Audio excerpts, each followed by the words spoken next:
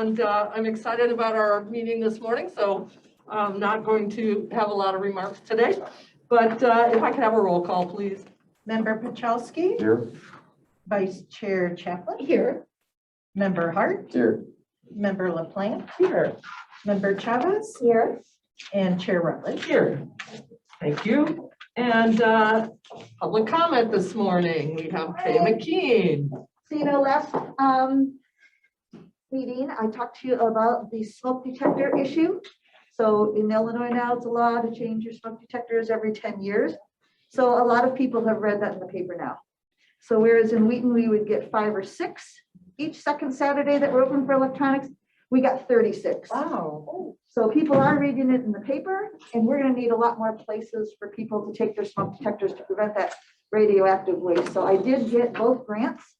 So I'll be buying 3 more of the collection bins, but that's not going to help the people who are now understanding that they have to change their smoke detectors. So in order to really get the word out and to raise money, I'm going to work for more grants to see if I can find more grants.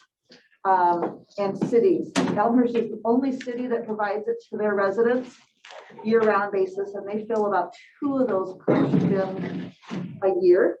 So it's like $1,287, okay? But now that the word is out, I think there's going to be a lot more smoke detectors because people never even knew you had to change a smoke detector.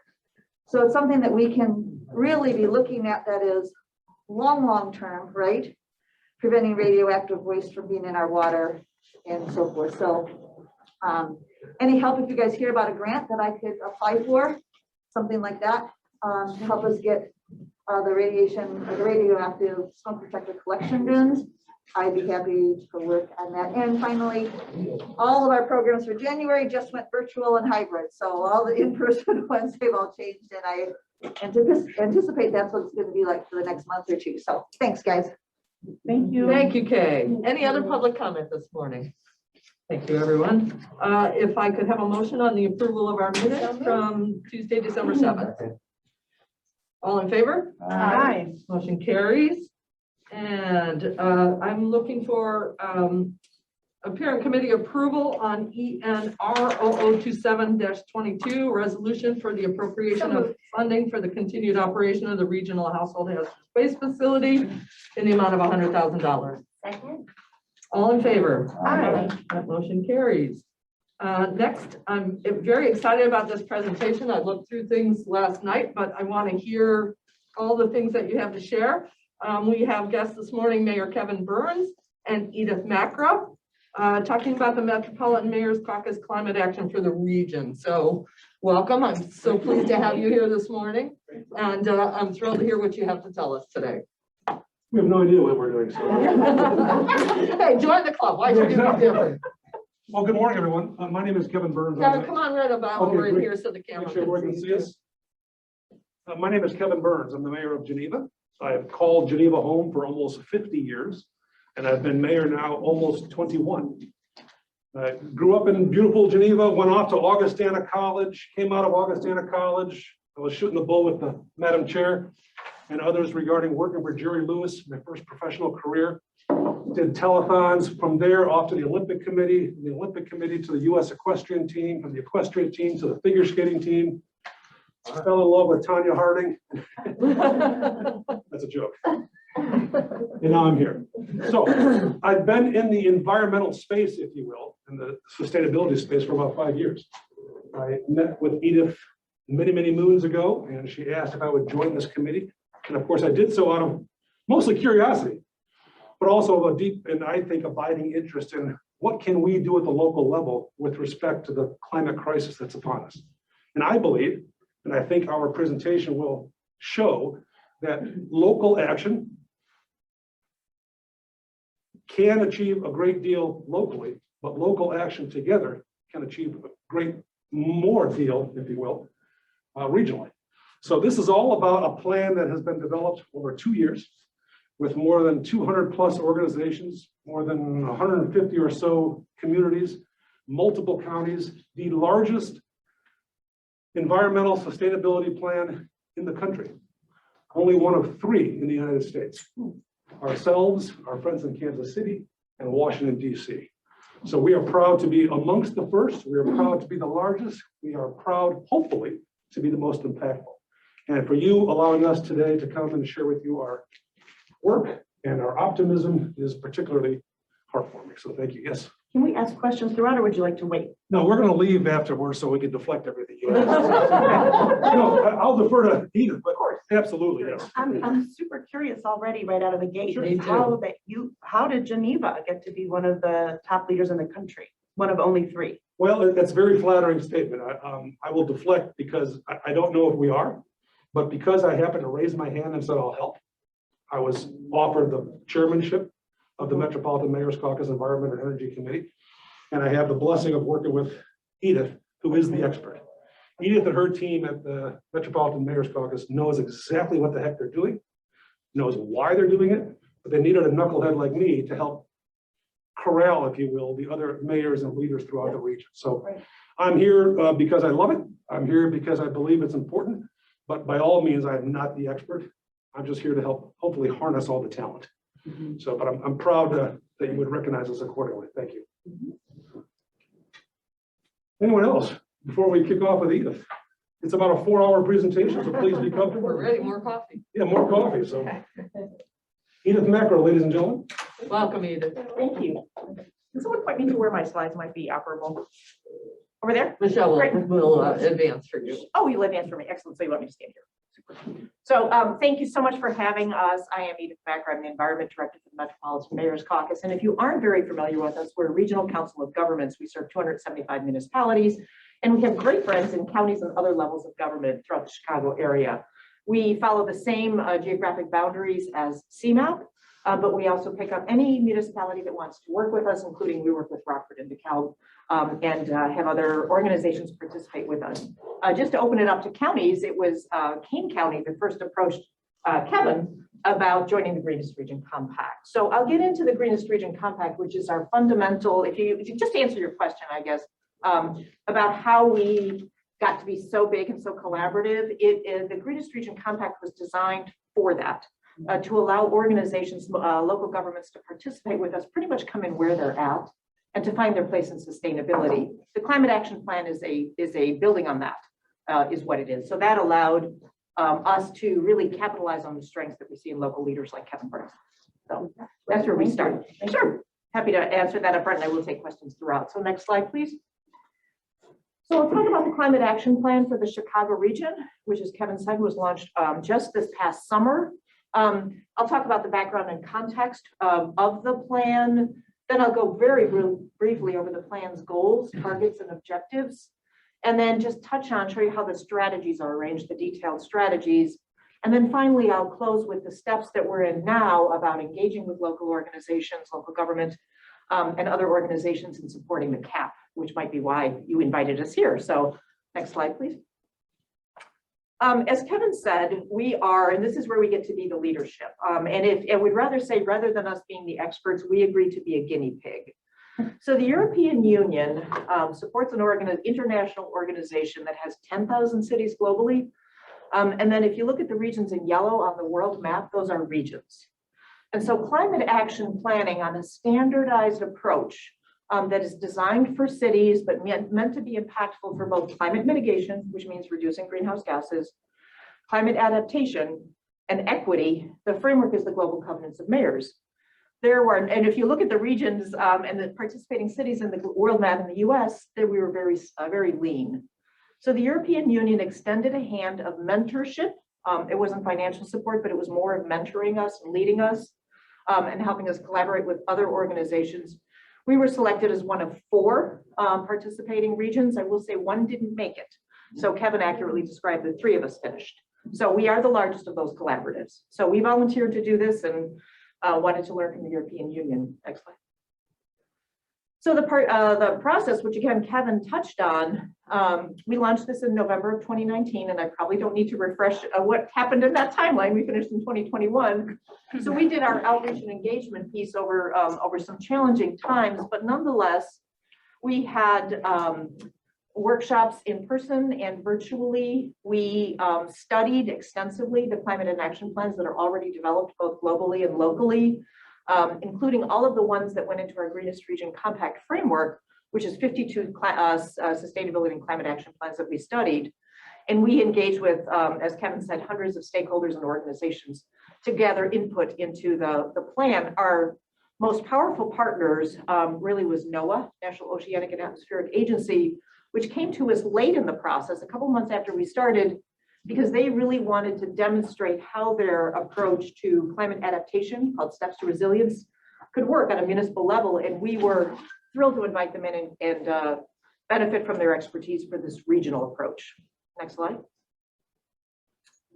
The reason it's called a regional or a climate action plan for the region, it's based on regional data.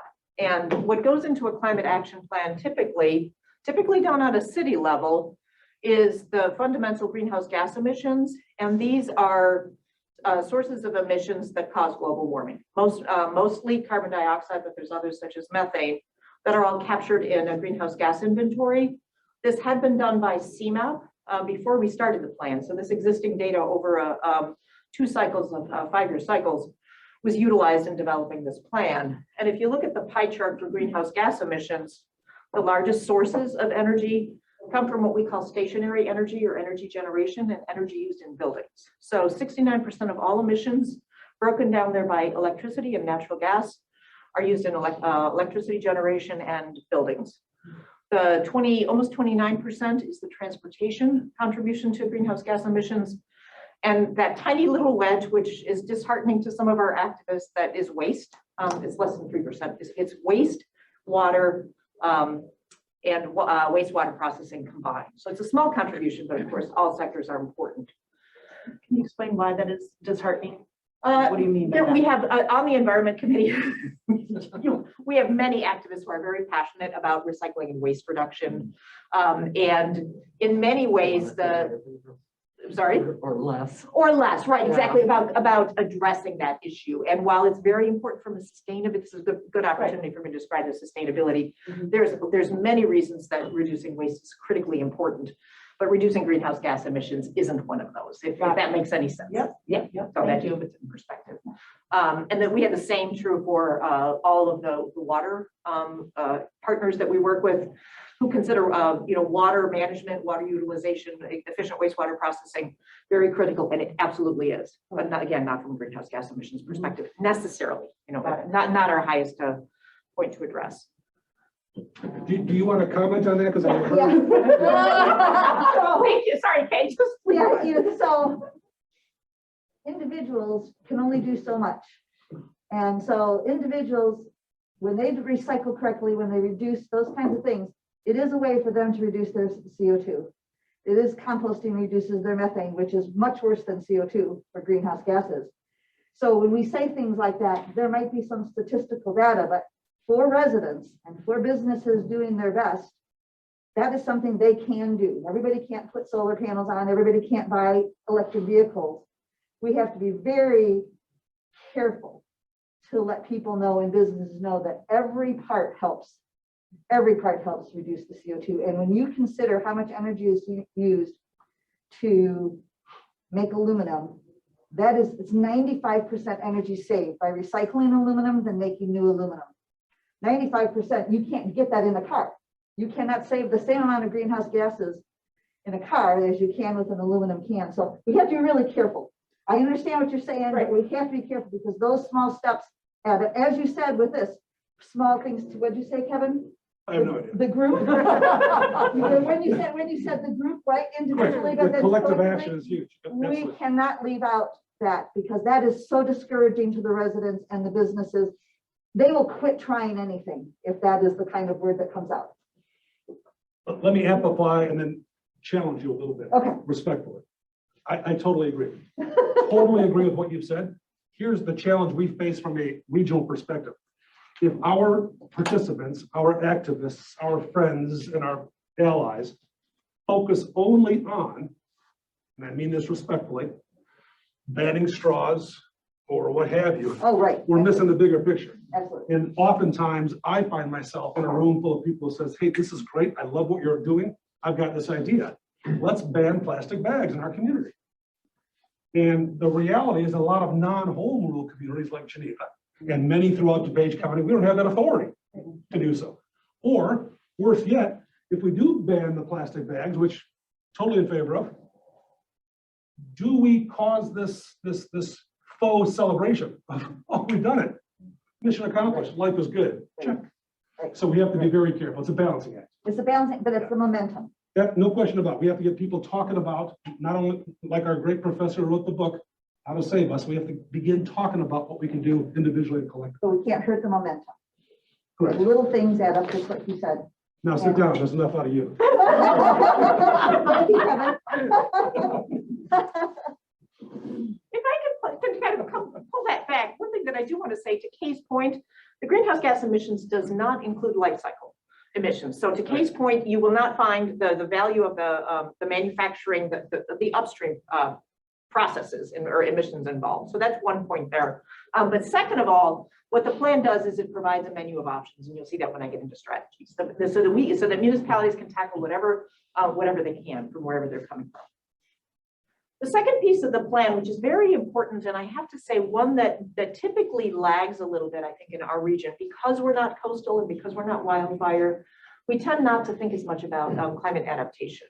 And so this really was new for us, and this is one of the reasons that having NOAA as a partner was so important to us, because what we did is really look at climate risk and vulnerability. And so we again looked at regional data, and I will say in summary, what we found is the highest risks facing our region are flooding, which is pretty much ubiquitous, and heat, excessive heat, although the risks are a little bit different based on where you live and and demographics. The other threats are drought and then extreme winter weather. But it's mostly flooding and heat is what we're next slide, please. So the plan then, and if you look at the center line before I ask you to animate the slides there, greenhouse gas emissions are rising and rising very rapidly, as you probably heard in the news. The center line represents 2021, where we hope to level it off, but even if we do everything in the plan, emissions won't go away. So that's why there's need for climate adaptation. And if you would animate, please, tap 3 times on the slide. So the first part is mitigation, which is reducing those emissions immediately to the extent that we can, and adapting for the long term. The plan itself is rooted in equity because it has a people focus. And as Kevin pointed out, the plan is for municipalities, for local governments to take the kind of action. And if you'll go to the next slide, I think my next slide is about how municipalities can specifically what their strengths are, if you will, for taking action. And we arranged everything. We actually stole this idea from our friends in Kansas City, who said that one of the most powerful actions is for municipalities and local governments, counties, to lead by example. That's what that means. And the next one is to encourage. This was a surprise for me.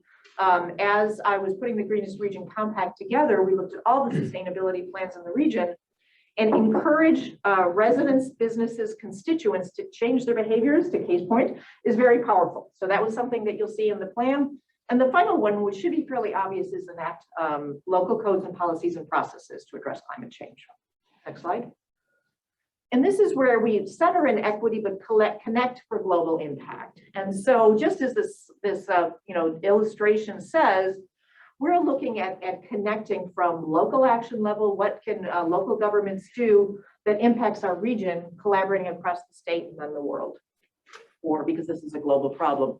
So to the mitigation section, or again, reducing greenhouse gas emissions, let me go to the next slide and I'll explain to you where we got this. So this is the greenhouse gas, it's based on the greenhouse gas emissions, but this projects what strategies or what focus areas we have based on sectors of emissions. And so those colorful wedges, there are, as you can see from the key, based around categories that relate to strategies in the greenhouse gas emissions. And if you look just to make the point, the deep blue there, the largest wedge is decarbonize energy sources. This is energy generation, energy procurement.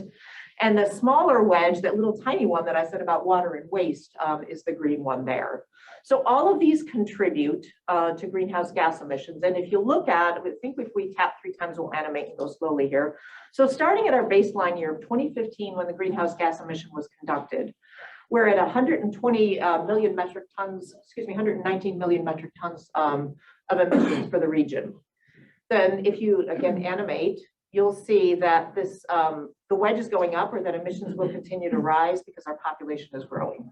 So that's where we have to work around that inherent growth. And then, of course, the last arrow that just popped in, it shows us what our target is for 2050.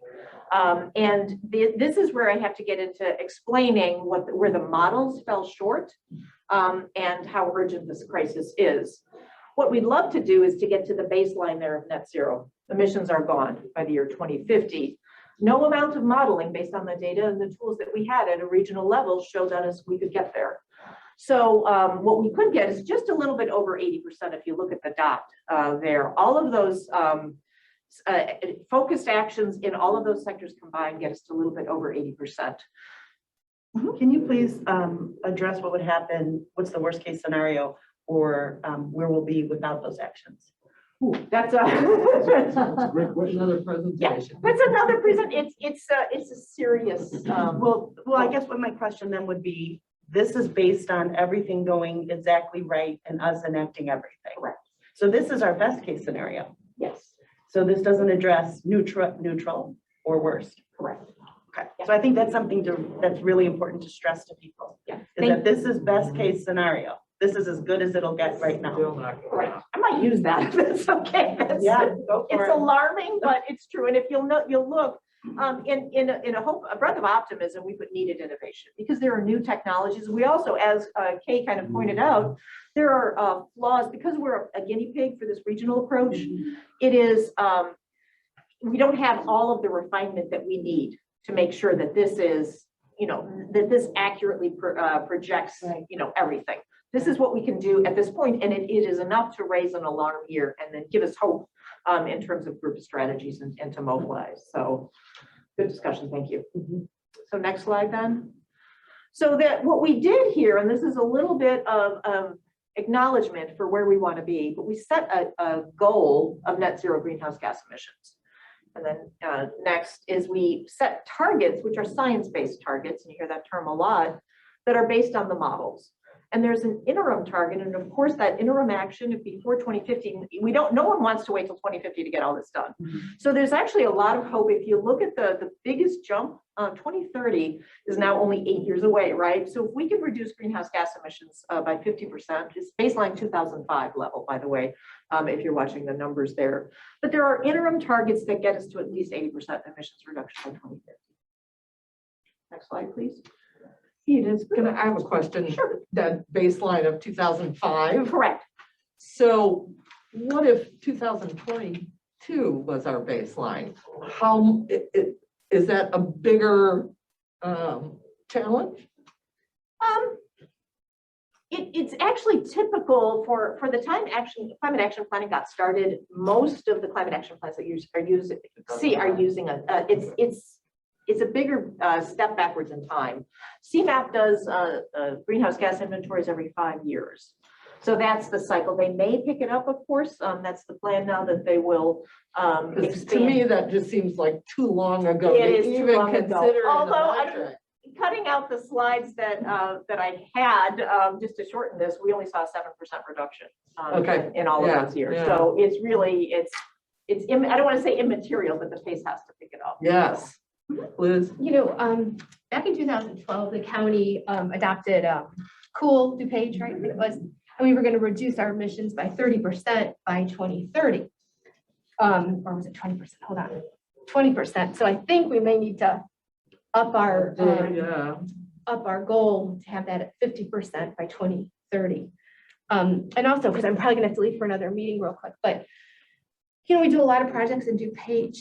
And I don't know if this would be possible, but could we put the environmental impact on the projects that we do? So, we've done a lot of great mitigation here where we say this project saved this much energy or, whatever. Or if we're doing like a transportation project, there could be a little bit of a negative impact on the environment and what is that environmental impact? So that might be something that we can do as a county too, to keep track of what we're doing as far as the environment. I don't know, what are your thoughts on that? No, I mean, you're talking about basically a scorecard Right. of what we're doing. And I can tell you that, what we're talking about here, every project we've done, and we've done a number of projects, that have reduced. And Yep. we do have the scorecard of that is being kept, as well as an eye toward whenever we actually met as a team about 3 weeks ago. All new projects we have an eye toward this and a component of, okay, we need to consider this and what we're doing. Yes, great, great. Yeah. Yeah, and maybe that's something that we share quarterly or, We something absolutely like that. share the scorecard. Yeah. We've been keeping it since 2005, actually. Okay, great. Well, thank you. Thanks. Okay, that was it. Thank you. Thanks, Liz. So the mitigation objectives, and I'll go through these somewhat quickly here. So the first category is demonstrate leadership to reduce emissions, which if I can just say, that's something like the scorecard, right? So these are actions that are really important in the climate planning world. They're called enabling actions, but you can't measure the reductions necessarily. That's everything that Kevin does and that you do when you're making decisions. Next. Decarbonize energy sources, again, the biggest one. This is carbon-free, renewable, and stable, safe electric generation. And this is where procurement is involved. Optimize building energy. This becomes more of a local issue, which includes both energy efficiency and, when possible, cleaner energy sources like electrification. Clean energy policies. We separated this one out because there's so much that can be done for local energy policies, including, which DuPage is a part of, the Soul Smart program, which was streamlining codes and policies for solar development, which we have 49 communities in Illinois, more than any other state, who have done that. Next. Decarbonize transportation, and this is segregated out by cleaner transportation sources. So this is removing or reducing internal combustion engines. Reduce vehicle May I miles. chime in on number 5? Yes. All of you have been following the press lately, and all of you probably saw the news on what day is today? Tuesday. Yesterday. There's a lot of criticism heading toward our governor regarding the expansion of the highways, as it flies in the face of number 5 to some extent, and some would argue that, wait a minute, if we want to decarbonize our transportation, why are we expanding our highway system? There lies the rub. There it becomes the challenge in terms of the scorecards, et cetera. So it becomes so minute in terms of the arguments that sometimes it's difficult to get beyond those arguments. So just for edification. The next one, reduce vehicle miles traveled, and this is active transportation and transit, walking and biking and using transit whenever possible. And I will say that I walked here today, so I'm proud of that. Ooh, today too. I live less than a mile, so that's fine. Next one, manage water and waste sustainably. And then sustain ecosystems to sequester carbon. And this is one that's great potential. This also has what we call cross-cutting benefits in terms of adaptation, but this is nature-based solutions, if you've also heard that. Or green infrastructure is another way to put that. And I'll focus in a little bit more on the decarbonized transportation, which Kevin mentioned, just to show you how the plan is arranged. So this is a snapshot of what the strategies look like in the plan. And if you'll tap one more time, you'll see how this animates. So we'll focus in on particularly adapting development processes to accelerate investment in EV charging infrastructure. This is a very important local government action based a lot on the work that we did in Soul Smart.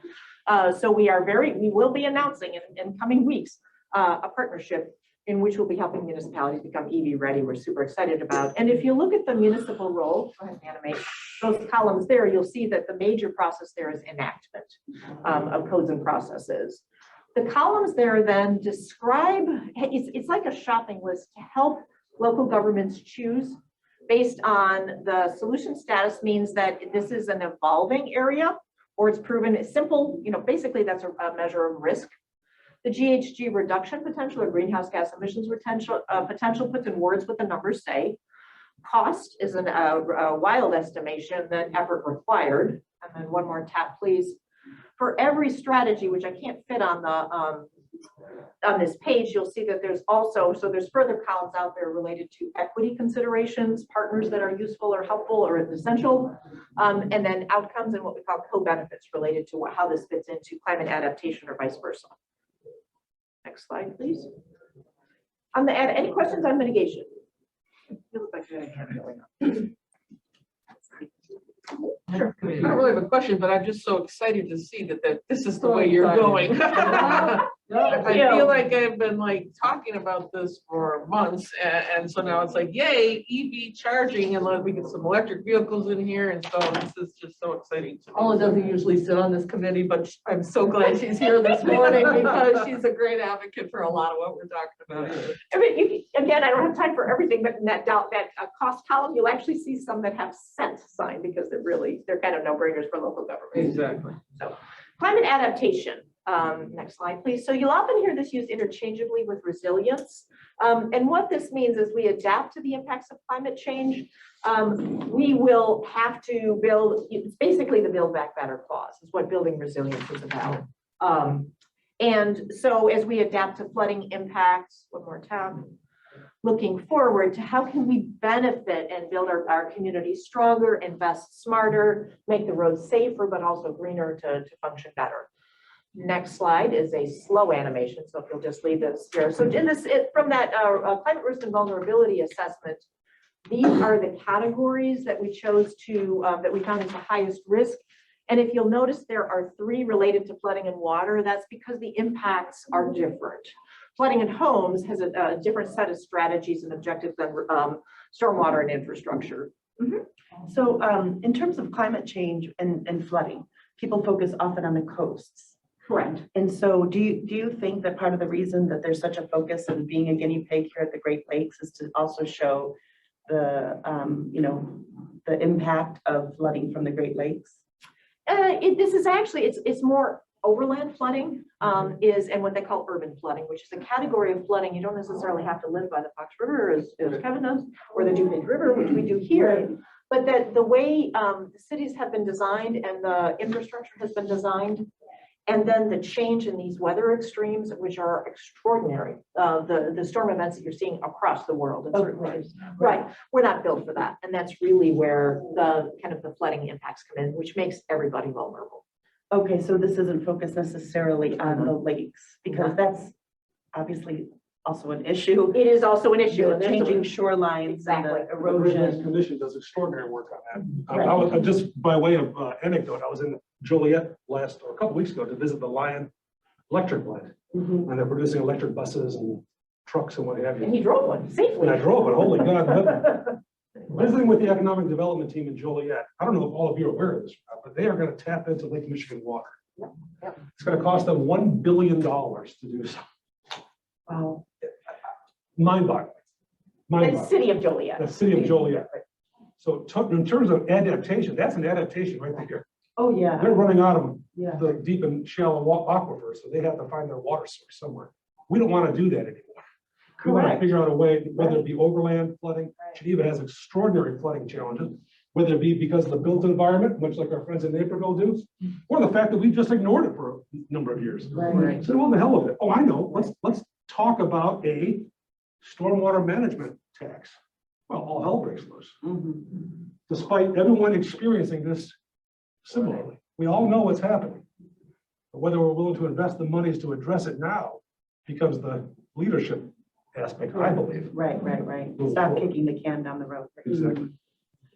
So the plan is full of strategies, practical strategies like that. We'll go to the next slide, but these are the focus areas in the climate adaptation section. The climate adaptation goal, as I said, very strongly focused on equity here in climate adaptation. Persistent equitable climate adaptation is a long-term goal with interim targets that relate to governance. And for 2030, for governments to look a little bit more inward and think about decision-making collaboratively within their jurisdictions. 2040, we're looking for more regional, statewide, and national collaboration. And then having achieved resilience in 2050. The adaptation objectives, because these are a little bit different than our focus areas. These are like the mitigation. These are categories or buckets of actions. And what's encouraging to Kevin's point is that these are things that local governments know how to do. I was very apprehensive when we started on climate adaptation, and it turns out it's not that hard. Engage and educate the community about climate resilience and adaptation. I will say, as a resident of DuPage County, you do it very well. I get a stormwater newsletter, and I think it's very helpful. So we can do more of that. Next. Incorporate equity inclusion into climate adaptation, critically important in all that we do. Next, please. Collaborate and build capacity for a more resilient community, again, across departments and jurisdictions. Next, please. Enact plans and policies. This is looking a little bit more forward for how we build. We just saw this in Kentucky with building codes. You see it everywhere in terms of fire resistant codes. So what can we do for plans and policies? Focus on adaptation resilience. And then finally, make the changes by adapting operations and investments for future climate conditions. And I won't go into details, but this is more what the whole page looks like. Kevin does not want me to go into No, details. this is where most people leave the room. This is good. But this is where the details are. And so I will say that this is a shopping list of adaptation objectives. The mitigation objectives are arranged in the same way. And you might see a sense sign in there, a little too far back in the room, where you can see based on your strengths, what you might want to tackle. The colored columns are the climate risks and vulnerabilities that you might be addressing. And if you're wondering what that pretty colorful arrangement is at the top, I talked about global alignment. Those are called the Sustainable Development Goals of the UN. So this is all aligned at a global level. And that's the presentation on what the plan looks like, and I encourage you to read it. We did make a shortened version of it, but it's a good read, right, Kevin? It is a very good reason. Good read. It'll take you a while to get through, but it's robust and useful. Thank you for answering all of these questions, but this is fascinating and this is a fantastic presentation. And so I appreciate the opportunity to ask questions as you're going along. Is there any looking into or any part of this study that addresses, gosh, what would the word be? But all of the moving, the relocating that's going to happen due to climate change. So from the coast moving into the Midwest, et cetera, et cetera.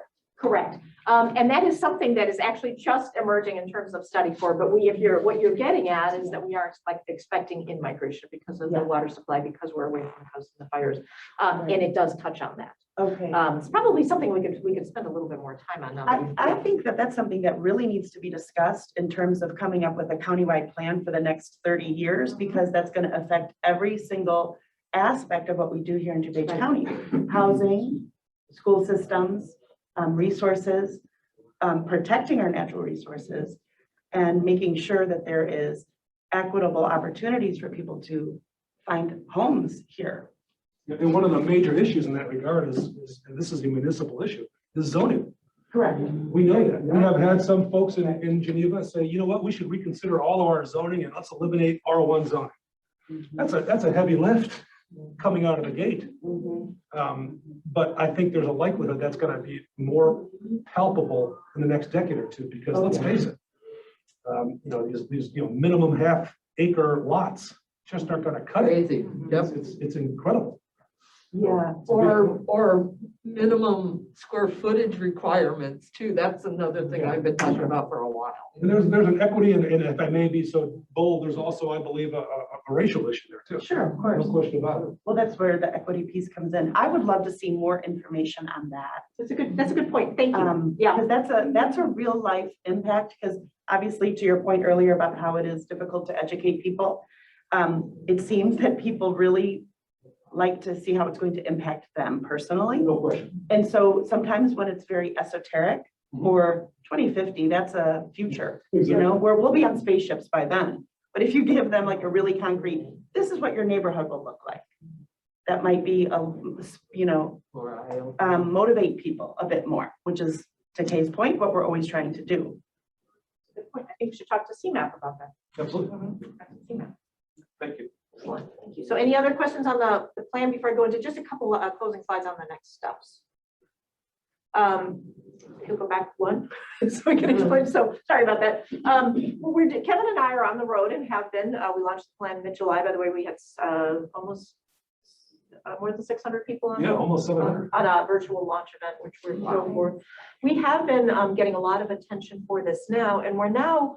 This was a lot of work to get this plan done. And of course, there's always, more things to do here. But we wanted to pivot quickly and answer all those municipalities and other partner organizations who helped us with the plan, engage with the plan. And this is where I'll get into the Greenest Region Compact a little bit.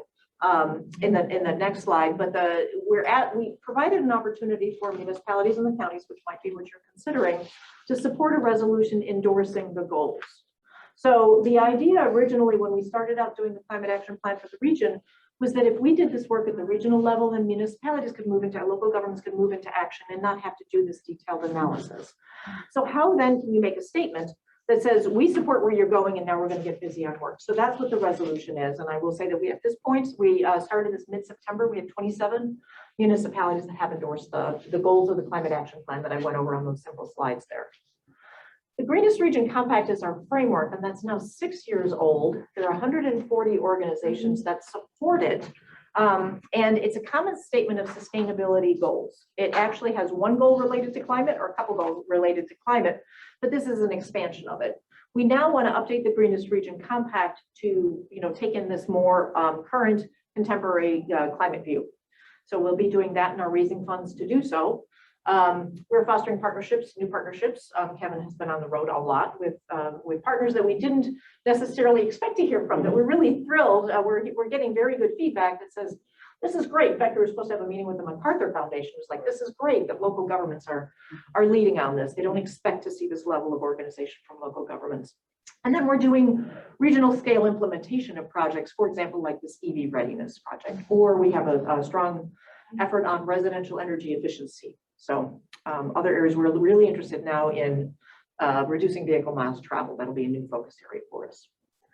So the next slides, I can go into, this was a request that I had from DuPage Mayors and Managers Conference, who said, tell us about the history of the MMC environmental programs and how this fits in. So why don't I put the next slide up and you can tell me if you want me to talk through it. So if you're confused or recognize any of these titles, I'll briefly go over them. And if it's not that interesting to you and you're short on time, I can skip it.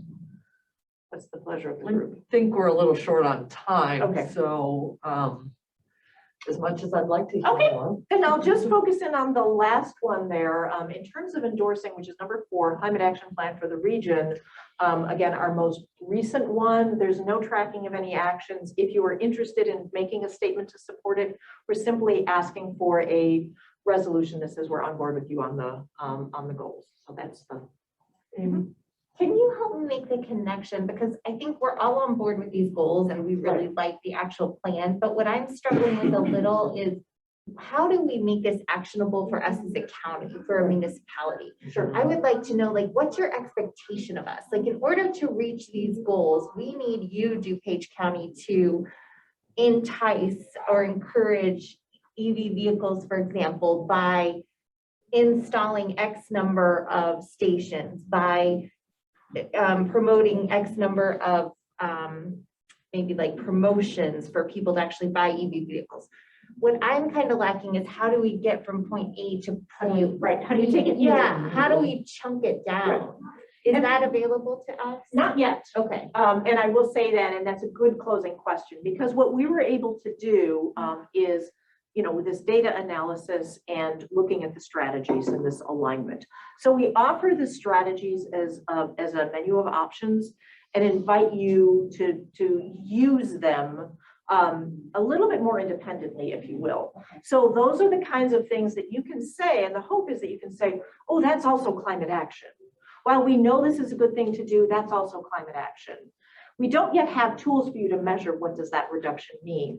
The other way to use this plan is then to participate in when there's regional initiatives, to join in and say, okay, we will join in that regional initiative because it's an important climate action.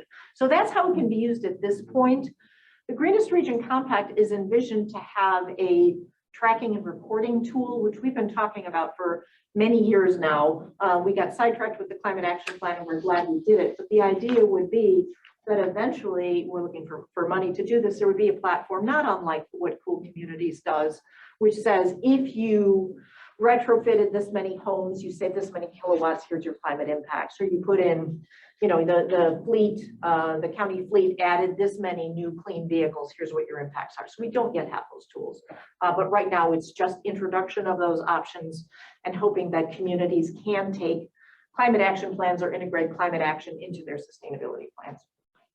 So I feel like it's something that you could move into what you're already doing. I like the idea of the report Yeah, and I think we can work as a county Mhm. with staff to the point that we had earlier with Nick to really grab these goals, chunk them Yeah. out, and then do our own, existential kind of impact, and then report back. So, So one of Okay, the what things, did you one of have the to things that add? Edith brought up was so important, and Kevin brought it up, and I think each of you brought it up in different ways, is the county leading by example. Yes. The county has to lead by example. Other cities are gonna say, well, that costs money, and you didn't do it yet. You know what I mean? Right. So when the county does it, that adds legitimacy. Anybody can sign any resolution they want.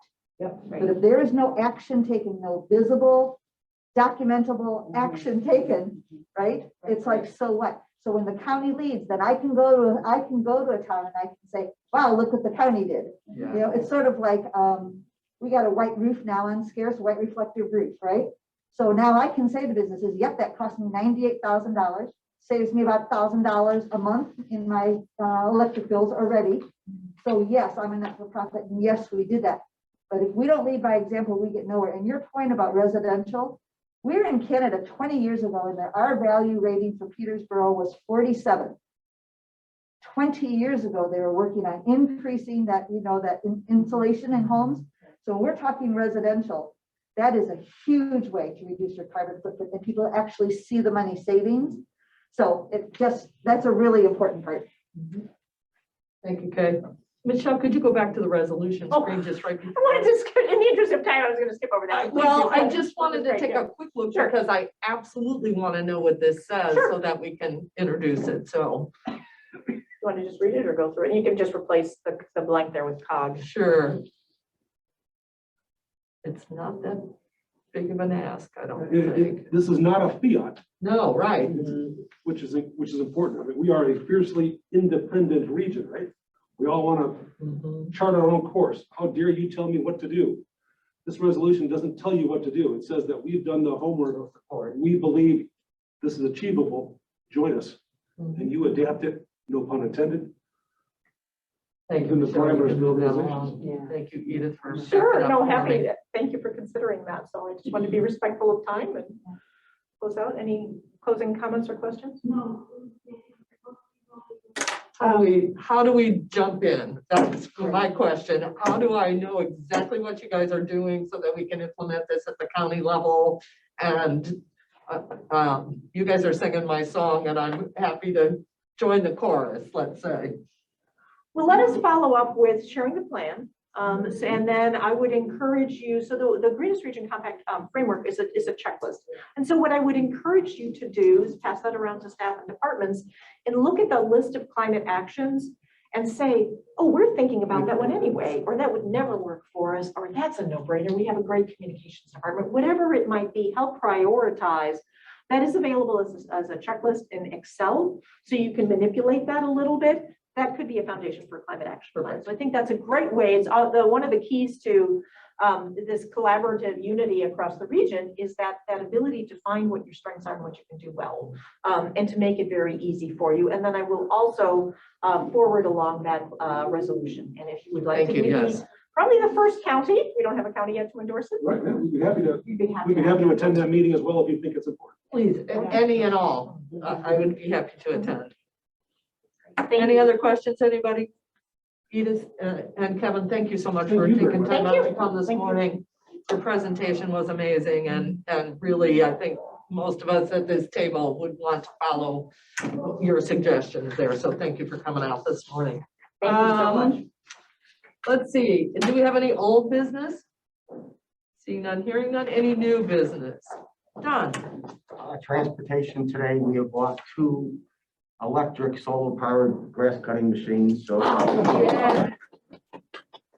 our research shows over the long run, they are going to be cheaper than our gas ones. So I figured I'd present on the new business, but it's so fitting with today's. Thank you. Oh my presentation. gosh, yes. And we're pretty excited about this because I think it's going to be the wave of the future for DuPage. Oh, because the emissions alone are so bad for our environment from those type of machines. So thank you so much for your leadership on that. And thank you to our county staff for considering or working the numbers to make sure that we were doing the right thing environmentally. Lynn, did I see your hand up? No. Okay. Any other new business?